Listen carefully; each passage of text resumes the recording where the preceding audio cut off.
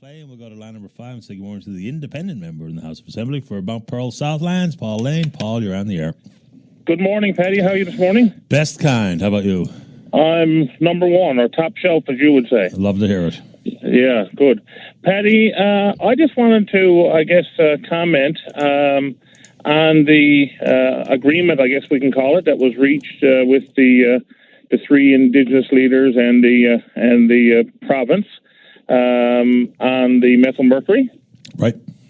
Yeah, at Muskrat. So I just want to say, first of all, I mean, I'm glad that they've done that. Obviously, there's a lot of concerns that have been raised, and there was a lot of information put out there. I guess maybe misinformation, maybe ill-informed information. I'm not sure, and I guess that's part of the problem. Nobody really knows, but I'm glad that at least now they're going to sit down together. They're going to have a look at this. They're going to bring in, from what I understand, outside expertise to examine the mitigation measures and hopefully make the best decisions. But related to that, one of the things that didn't come up in the scrum following that marathon meeting was the issue of the North Spur. And, that's another big question mark for a lot of people. Now, I can say that, at the time, I guess prior to sanction, that issue of the North Spur was raised, I know, by the 2041 group. And it was just shortly after that I actually attended the annual general meeting of NALCOR. It was held at the Holiday Inn at the time. And I believe it was one of the members of that group, or at least somebody who was there in attendance, stood up and asked that question about the North Spur.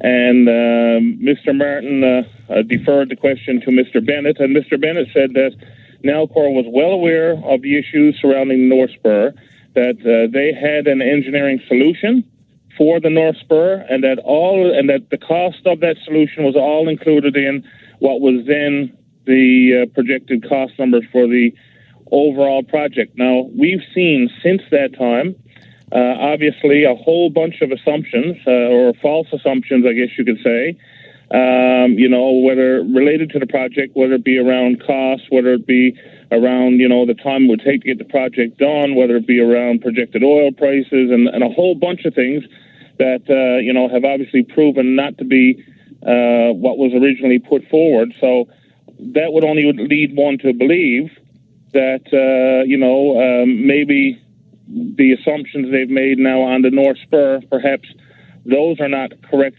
either. So, and I'm not saying they are or not, but it does raise the question. So I guess based on that, what I have done is I wrote the Premier, and what I've recommended is that now that he has this committee, including the Aboriginal groups, including the communities downstream, I think, the municipalities that will be impacted, and a team of experts, why not take that issue of the North Spur? Why not have NALCOR provide all the data that they have on it and all the engineering plans and so on that they have put in place to mitigate against it, and let them have an independent look, and let's put this issue to rest as well? Well, it sounds like a good idea. A couple of things before North Spur.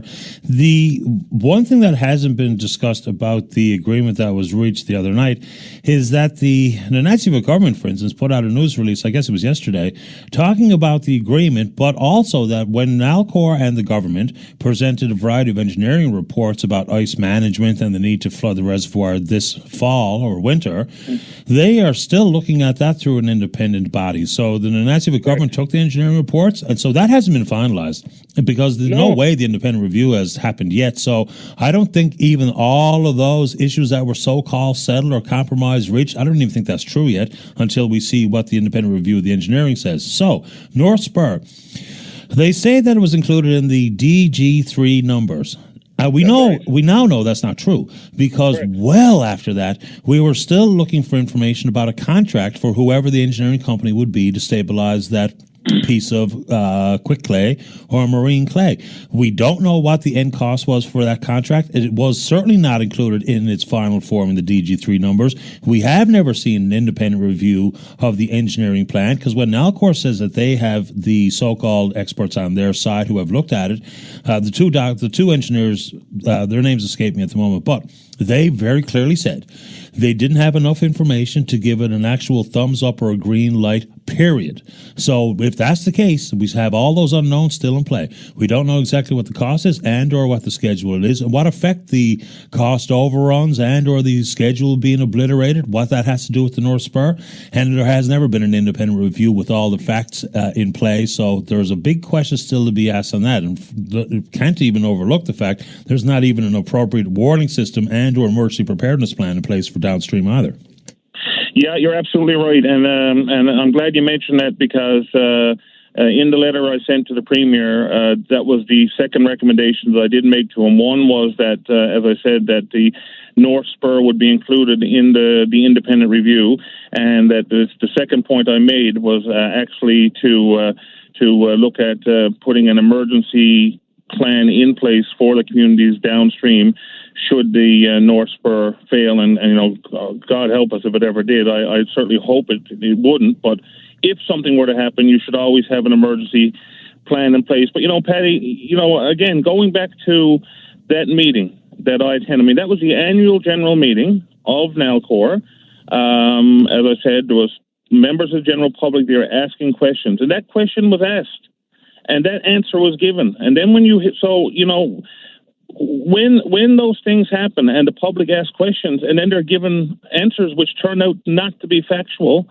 what does that say about the organization? And again, and that ties into, and then you wonder why you have people, including myself, who are calling on the other general to be going into Nalcor to start looking at all of the things that are going on there and all the things that have been done and the contracts that have been let and so on. Is it any wonder when you have all these things happening and all this information being put out there that's incorrect and half truths and talking about and giving spin on answers and stuff? It's really ridiculous when you think about it. And the saddest thing about it is that it's really all on us, the people, because we own it. We own Nalcor. We own this project. We're paying for all of this 100%, no matter what happens. And so if there was ever more proof that we need to open the books at Nalcor, to do a complete review of Nalcor, of the management structure, of the, of everything that's gone on, I think that this is just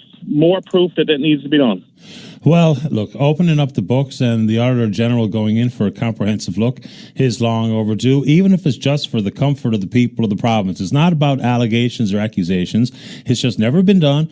We need and deserve a good look at it. And some of these open-ended questions, like whether it be the North Spur or methyl mercury or relationship with Emera or untendered contracts, we've just got to start putting the cards on the table, because Nalcor is not a political arm of one party. It's a crown corporation. It's never been treated as such. It's never taken to task necessarily by the members of the governing party, and those days have really hurt us all. It hurt the reputation of Nalcor, and now it's just a big black cloud hanging over what should be a really important crown corporation. So many questions to be asked, very few answers have been offered. Paul, I always appreciate your time. I'm off to the break, but you stay in touch. Absolutely, Paddy. Have a good day. Always a pleasure talking to you. You take care. Bye-bye. Okay, bye-bye.